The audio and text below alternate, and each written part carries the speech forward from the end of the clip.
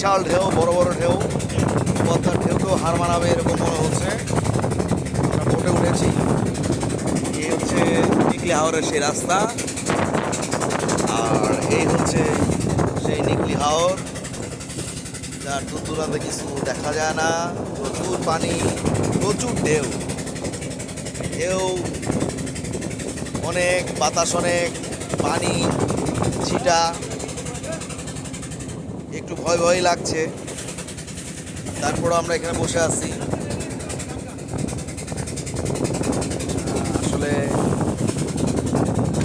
দুরন্ত সাহসের দরকার এখানে। এক সাইড হয়ে বসেন না।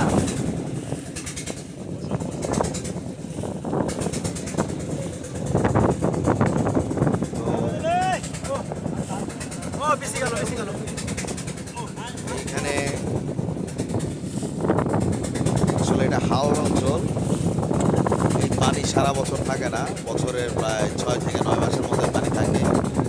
বাকি 3 মাস বা 6 মাসের মতো এই জায়গায় মাটি থাকে।